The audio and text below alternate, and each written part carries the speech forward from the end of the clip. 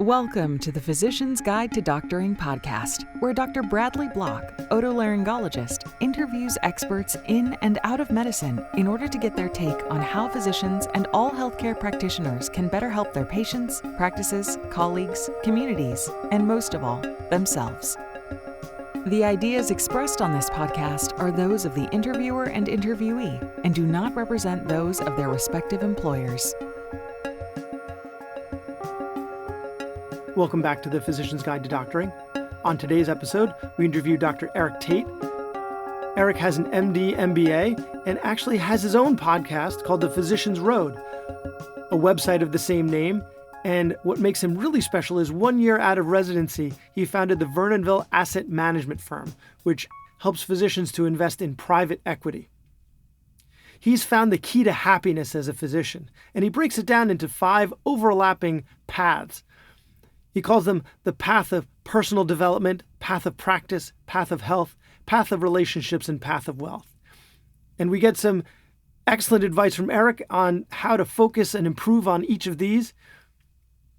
Without further ado, Eric Tait. Welcome back to the Physician's Guide to Doctoring. We're here with Eric Tait, MD, MBA, who actually has his own podcast and website and asset management company, which is one of the great reasons why we have him on the show here today. It's called The Physician's Road. You can find him on Facebook, on the website, thephysiciansroad.com, and on the podcast, The Physician's Road, and we'll circle back to that at the end. Eric went to Morehouse undergrad and then went to the Baylor Rice MD MBA program and then did residency in internal medicine. But the thing that really makes him fascinating is just 1 year out of residency, he founded an asset management firm called Vernonville Asset Management. You can find that on, what was the website again, Eric? Vernonville.com? Yeah, it's vernonville.com. Vernonville.com. Yeah, VERNONVILLE.com. So it's an investment firm that helps people manage private equity when he started, he was working as a full-time physician, but over the years, because of the success of this firm, among his other ventures, he's actually managed to scale back from a full-time physician and now only sees patients 1 day a week. I think that's something that a lot of us would dream about. And he manages to use the other 6 days of the week to work on himself, his family, his asset management firm, and then helping other physicians to do the same. And so Eric seems to have found the key to physician happiness. And he talks about it in terms of these 5 touchstones. And his key is just making people more mindful of these touchstones. He calls them the paths. So there's the path of personal development, the path of practice, the path of health, the path of relationships, and the path of wealth. And at any point in your life, you'll be working on one or more of these, and just recognizing, though, that it may be to the detriment of the other, because in your life there are always fluctuating priorities. But it's important to be mindful that all of them are out there and all of them need to be worked on. And the more that we can be mindful, the more we can actively manage them as an active participant instead of just being along for the ride. So I really recommend that everybody check out his websites and his podcast as he really takes much deeper dives into all of these issues. And so what we're going to ask of Eric today is to just give us some easy, actionable items on each of those things, so physicians and other healthcare practitioners can get a taste of what he's discovered. So, Eric, thank you so much for taking the time to be here today. No, thank you. I truly appreciate the opportunity and happy to help as many physicians out there as possible kind of figure out what it is that they kind of, I like to say, what it is you want to be when you grow up, because we all tend to get on the path of medicine and we end up having tunnel vision in many ways. And so with that tunnel vision, oftentimes things get left behind. I often like to say we kind of go through a little bit of arrested development, put our heads down at 18, 19 and kind of pick our heads up again at 30. And we've missed a lot of milestones, a lot of growing up and maturing milestones oftentimes in that process. So just trying to kind of help people figure out kind of what it is they ultimately want to do outside of just being a physician. One of my co-residents' husbands, who's not a physician, we were out for my 28th birthday during residency, and he said, "Man, 28 was a great year. It's a shame you're going to miss it." Exactly. Exactly.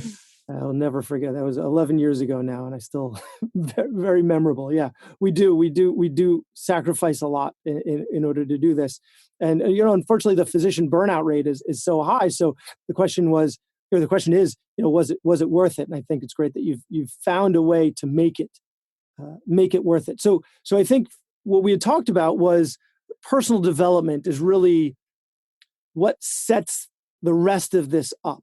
So if you could just speak for a minute about what you mean by personal development.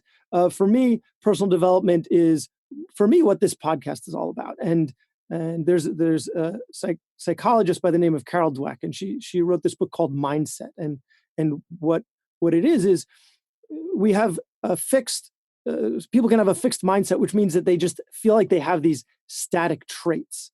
And it turns out that it's not true. We don't have static traits. They're fluid. People aren't born funny.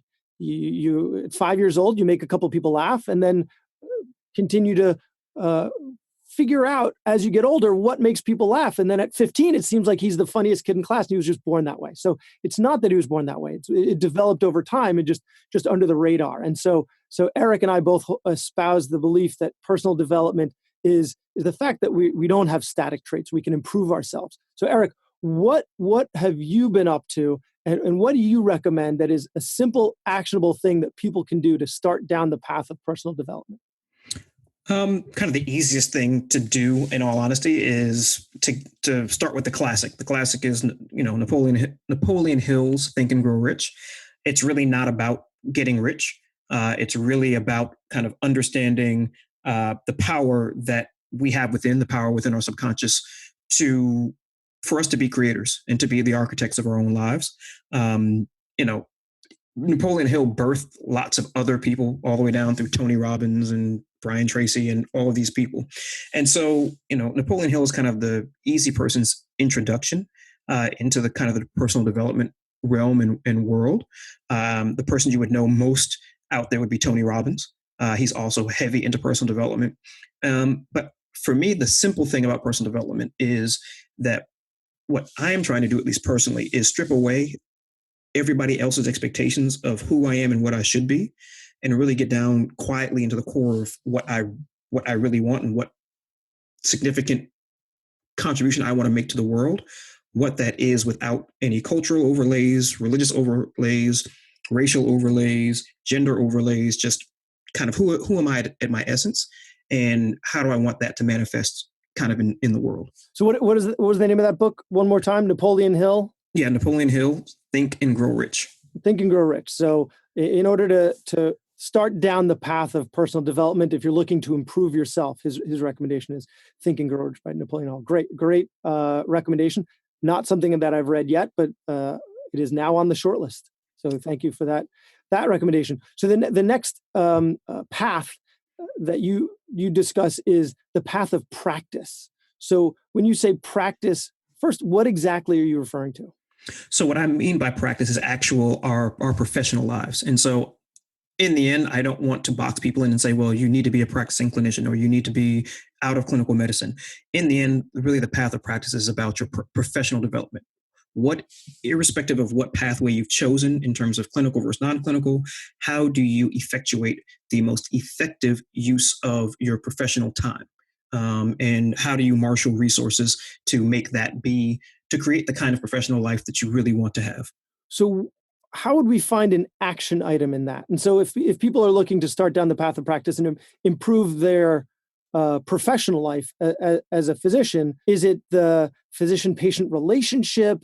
Is it their relationship with their colleagues or their staff? Is it somehow improving their reimbursement? Like what is something that they can do to start improving their practice? And so a lot of it's going to be where you're finding most of your problems. And so the old adage is where you find resistance in your life is the place you really need to look. And so the thing that you're resisting most, the thing that kind of irks you the most, is probably the thing you need to dig out a little bit and figure out what that is. And so yeah, exactly. You run towards your freedom is in your pain, technically, and it's Very true. And So so, maybe find what you wait to do till the end of the day because you really don't want to do it. And that's correct. probably the thing that you can explore. Why don't you want to do it? And what can you do to make that less painful? Absolutely. And the other thing is what I find with working with physicians is we tend to be do-it-yourselfers as opposed to on the business side, we bring in teams for everything. And so ultimately, because we tend to do a lot of CMEs around subject matter of medicine, we don't tend to do the same kind of professional development as it relates to non-subject matter things. And so whether it is hiring a coach, whether it is bringing in an outside billing company, whether it is, taking things off of our plate and giving it to people who are experts, as opposed to us trying to necessarily muddle through it. Sometimes going and finding expertise can actually free us, as opposed to we tend to assume oftentimes, I think, and my personality is that way, that I can do it better than everybody else. And, playing in business a lot, I realized that no, you don't want to be the smartest person in the room. You want to bring in people smarter than you in the subject matters where you are having the most pain. I forgot where I heard this, but you want to hire the smartest person in the room. You don't want to be the smartest person. You want to be Correct. in the position to hire that person. Absolutely. It's the old Henry Ford story. What was your either your first or most memorable pain point that you were able to outsource? What really either sent you down this road to improve your path of practice that you found to be most painful or the most significant? Well, for me, it was probably starting my own practice. The first 10 years out, I was employed. I said I never wanted to own a practice because I'm primary care. It's very low margin. Didn't want to deal with the hassles and the headaches of employees and the back office and all of those kinds of things. And when I made the decision to spin out of being employed, I just created a small micro practice. It's kind of, the one thing I said I would never do, I'm doing, and it ended up giving me the most freedom in that process. So for me, that was the biggest kind of bridge to cross in my own life in terms of looking at the thing that I said I would never do and then actually end up doing it. Oh, that's interesting. So my experience has been quite the opposite. I joined a practice right out of residency that is a well-oiled machine. So if you want, you can get involved in some aspects of the management of the group, or you can just put your head down and see your patients and go home. And you can get as involved as you desire. And so I'm certainly involved in some of the committees, but the fact that most of the aspects of running the practice just happen in this well-oiled machine has been for me, I think, great, because then I just simplifies my life. But it's interesting that we're two sides of the coin. Absolutely, and then clearly that was not your pain point. No, well, I mean, I was right out of residency, so I didn't think that running a practice, I didn't even think of it as being an option. So, but it's nice, I think, for a lot of our listeners to hear that it is possible to do. So the next is the path of health. Obviously, that is your physical and mental health. So what is when you meet with physicians, what do you find is a common issue that they have that is obstructing them from going down the path to health? Well, and the thing about it is, it's not just the physical, right? It's also the emotional, the psychological, the spiritual.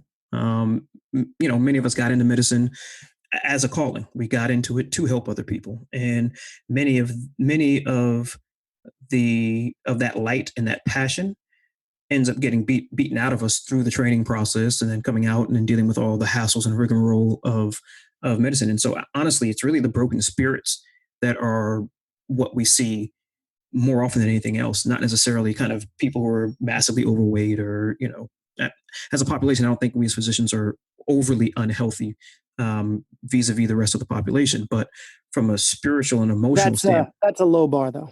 Yeah, well, that may be true, but from a spiritual and emotional standpoint, that's where you see the issue. That's where you see the suicidality, where we are much higher than the population, the general population. So these aren't really separate paths. This is more like a Venn diagram, right? Because clearly your recommendations for the path of practice, finding your pain points and outsourcing them, is going to then improve the path of health. Exactly. This is Your all an recommendation for the best. intertwining. This is Not, all intertwined. It's a life balance wheel, and it's all intertwined. They can't you're not be. saying eat more salads. No, it's. I mean, of course. I mean, we can all probably do that, but that's not the big point that I'm seeing when I'm interacting with physicians on a regular basis. It's really that emotional and spiritual and mental kind of breaking point that people are at right now. That's the big issue. And they should eat more salads. And they should eat more salads and exercise more. And Exactly. probably stretch. meditate. I think meditation. Yes, meditation is huge. I think, and this is something I'm because I can't touch my toes. Stretching is, when we see people older and if you walk like an older person you would think would walk, that's mostly a flexibility issue, and flexibility decreases as you age. And so if you want to continue to be vibrant, flexibility also for injury prevention. So, but that's absolutely. I have mostly Medicare patients, and I'm sending them to yoga and Pilates classes all the time. Fantastic. And that gives them a community as well, which gets us to the next path seamlessly, Absolutely. the path of relationships. Seemingly, if you get rid of some of your pain points, it improves your mental health, and that will spill over into your relationships. But is there something specific that you've seen with physicians, again, an actionable item that you think our listeners can do to improve their relationships, be it with their spouse, their children, their partners, their employees? What do you think is either something easy to do or something that you commonly see as a problem? Well, again, you said it, and it's true. It's the mindfulness, right? It's the understanding that those human interactions and connections can't just be put on autopilot. That you actually have to see the person, and I don't mean just visualize them, but actually see the people that you are with, whether it be your colleagues, your significant others, your parents, aging parents, children. Being present with the people you are with when you are with them. Be where the proverb says, be where your feet are, where your feet are planted. And that's why I say a lot of these are touchstones, because being cognizant that these things are important is often enough that you will take the half second, the 5 minutes just to connect with someone, right? But we oftentimes get so much on the treadmill that this stuff just we're just not thinking about it. We're just trying to get through our day. We're just trying to get through our charts. We're just trying to figure out kind of how to keep our heads above water. And some of it is just taking the pause and saying, oh, I have somebody in the house with me. I have a child. I have an adult who's thinking about me. I have family members who I haven't connected with. And so some of it is just a reminder like, oh, okay, I need to spend some time with these people. And a lot of times it's not a lot of time. But it's the fact that you've made the gesture to prioritize someone else, and that they know that you're prioritizing them, that makes all the difference in the connection. And so, from a pure practical standpoint, retreats are always good. If you're talking about kind of couples or significant other type things where it's just dedicated time from that standpoint. If you're talking about colleagues, the only thing I think about is if you're in a toxic kind of work environment is, it's hard, right? Because if you're not the person who runs that particular environment, you may not be able to bring in outside mediators or team building exercises. These are all the kinds of things that rarely happen. At least I don't see them happening a lot in medicine, that the business world tends to do. Now, whether or not the business world, because those are patients. That's time that could be spent seeing patients. Yeah, exactly. You're not going to go on a retreat. Yeah, exactly. And so, some of that resetting of expectations, and I don't mean lowering your expectations, I mean resetting of expectations as to what our lives look like. Because the only reason why you're pushing the productivity of seeing more patients is so that you can create more revenue, right? Well, that will very easily and seamlessly move us into the next pathway in terms of kind of how you take those revenue pressures off of yourself personally. But before we do, there was something that you mentioned, and you said, be present. And I think that is something, at least for myself, that I've found to be hugely important for both my practice and my relationships. So with my practice, we're in medical school, you have to listen. Your patients want you to listen. Don't interrupt your patients. They don't think you're listening.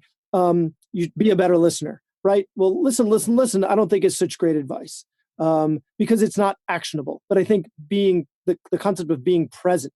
So not only should you be present, which means you're focused on your patient and you're not thinking of anything else. But you should also look like you're present. And so even though it might seem like, might seem to your patient like when you're typing on your EMR that you're playing Minesweeper, just, informing them that you're just, writing them down. So it's important for you to be present so that they feel like their time is worth something, but also that you also make it appear that way. So it doesn't, even though you are present, make it look like you're present. And that's something for my relationships that's helped me with my kids.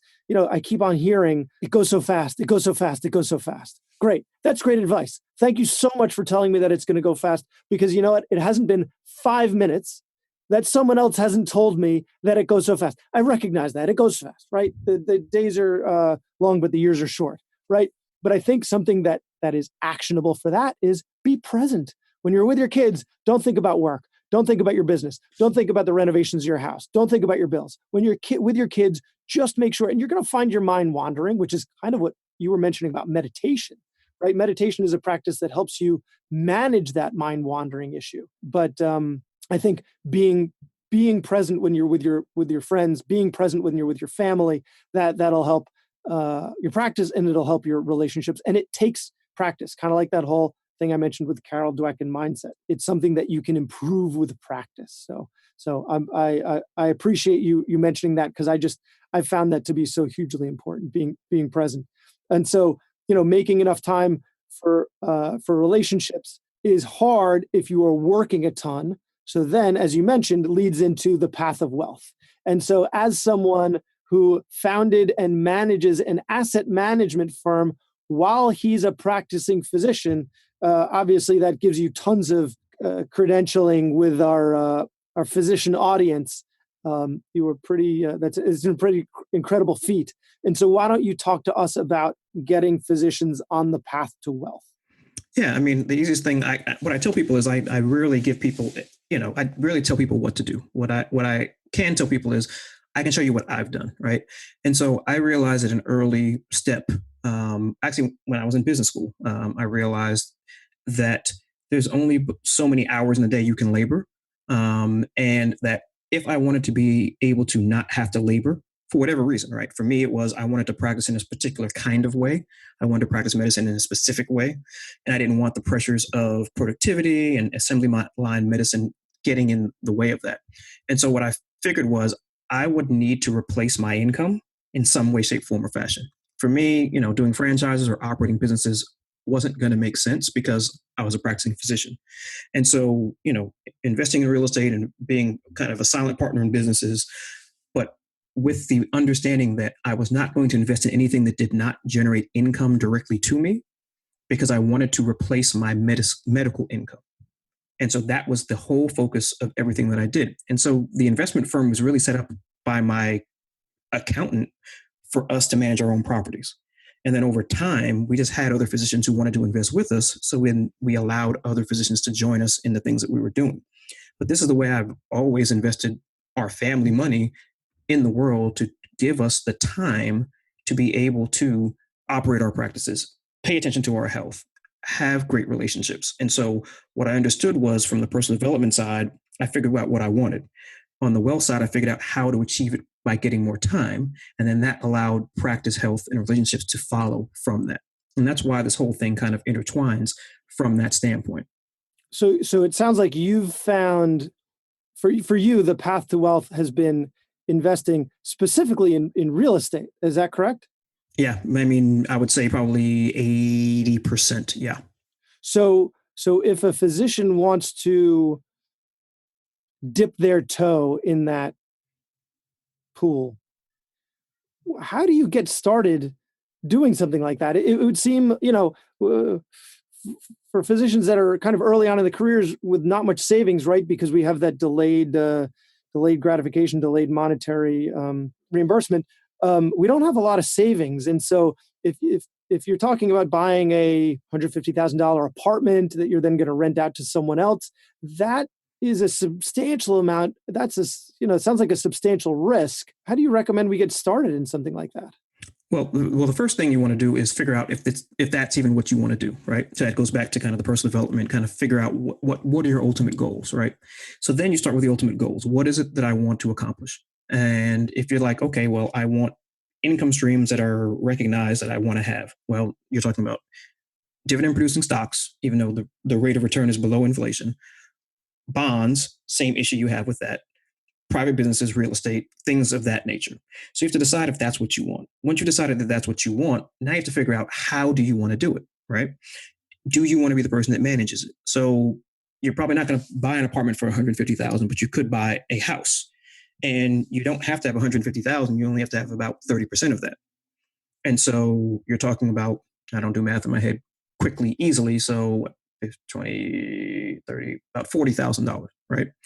And so it's just a matter of choice, right? I chose to personally direct our resources to doing this thing. People choose to direct their resources other places. People choose to put them in 401ks. People choose to put them in IRAs. Again, that's a personal choice, but everyone has to live with the consequences of their personal choices, right? And so that's why figuring out what you want to do is the first thing first. And then you then go and find strategies that make sense for you to be able to do that. If you decide that, yeah, I want to be in real estate, but I don't want to manage any of that, then you would end up going into syndications, which are larger group investments, anywhere from, you can go the crowdfunding route, which is, $0 to $20,000 to, more of the private syndications, which are usually $50,000 to $100,000, right? Again, it all depends on kind of what it is you ultimately want. And then if you're in private practice, you can have accounts that use your tax deferred money, and you can put that into real estate if you wanted to as well. Now, most financial planners don't tell you anything about that, but the IRS absolutely allows you to do it. And then, there's Roth conversions. There are lots of ways to skin a cat.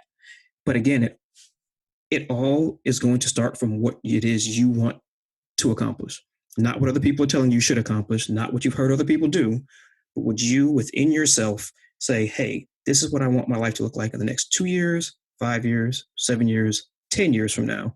And then how do I have my investment portfolio support the goals that I'm trying to achieve?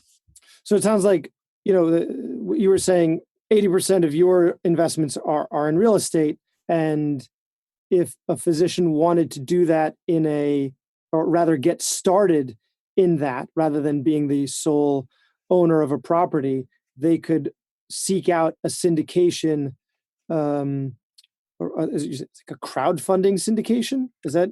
Well, crowdfunding is a type of syndication. All syndication is a group investment. So yeah. any major building you see, hotel, apartment building, they're all syndications. It's just a matter of whose money is being used, whether it's your insurance premiums through your insurance company, whether it's through private equity, whether it's through a group of doctors getting together and doing it. All of the major developments that you see out there are syndications. The crowdfunding is for individuals on kind of a lower investment amount end. And the bigger syndications are usually on a higher end.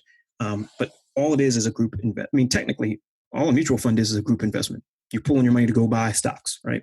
So it's just group investing, but buying a different asset class. But that sounds to me, so one of the benefits of investing in the market is you're diversified, right? So if you invest in the market and you buy an index fund of the whole market, it's hard to be more diversified than that. But if you're taking a significant sum of money and putting it into a building, that to me sounds less diversified and thus a bigger risk. Clearly bigger rewards, but also a bigger risk. So I would think that that's what would cause physicians, on top of just not knowing that things like this are even out there as an option, right? Probably most people think, own an apartment, own a building, that's too complicated. That's a lot of headaches. That's a lot of hassle. You're making it sound like, no, actually, it's much simpler. As long as you know who to talk to and where to find it, it's much simpler to do than that. But another thing I think people would be concerned about is now it sounds like you're less diversified. More of your eggs are in fewer baskets. So isn't that putting your money at higher risk? Well, depends on how you define risk, right? I mean, ultimately, for me, real things, the risk is always in the investor, not the investment.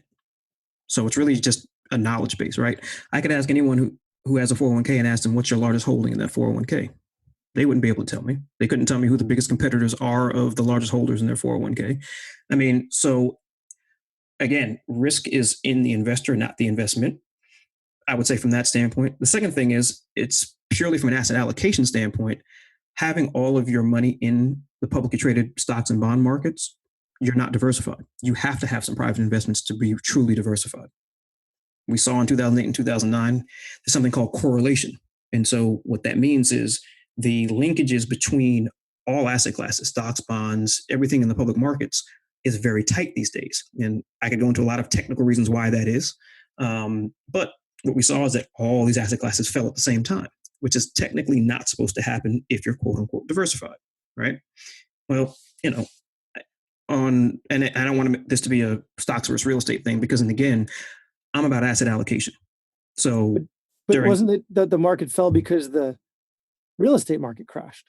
Well, no, actually, it was basically the 20% tranches of securitized funds that went bad. And the problem was people had written derivatives off of those. And so once the value of the ratings of those mortgage bonds, because it wasn't the real estate, it was really the bonds. Once the value of those bonds dropped, it caused a cascading chain reaction where people had to get liquid. And the only thing they could get liquid with was kind of stocks, bonds, and those kinds of things. And so and I don't want to bore your listeners with the technical analysis of all that. And there's a great book if anybody wants to read it, called The Deformation of Capitalism, David Stockman. I may be getting the title incorrect, but David Stockman, who was Reagan's budget director, wrote a perfect treatise that will explain exactly what happened during the meltdown, and that it was pretty well contained, but for reasons that the government likes to kind of back the Wall Street guys, that all that bailout happened, which has created an even further distortion in the market today. But again, we're going off on a much more technical situation. So now moving it back to diversification, I can look at my own portfolio. We own single family homes, multifamily properties, farmland, commercial strip centers. I'm pretty well diversified. We own in the United States, outside the United States, in foreign countries with foreign currencies, pretty well diversified, right? So it's really more a matter of your understanding of what you're actually invested in, which will kind of determine the risk, right? An apartment is pretty easy. People need a place to live. The question you have to ask yourself is there good job growth in the area? Are they building a lot of other apartments in the area? These are all things that, a high school kid can understand. And so for me, that's why there are far less moving parts than me trying to figure out what, the Fed is going to do and how it's going to affect my 401k and IRA balance. That's just too opaque for me personally. Well, I think, the reason that one of the recommendations for investing in index funds instead of trying to pick stocks is that it's opaque to everybody, right? Like, unless you have some insider trading information, then and that's really what I think you're saying here is the market in general is also, everybody knows everything about what they should know about the market, right? Everything is transparent. But what you're doing is you're finding investments that other people don't have information on, because you're getting the information about the school districts and the job opportunities and because this isn't, well, maybe public information, these investments aren't available to everybody. That puts you, who did the research on these things, at an advantage.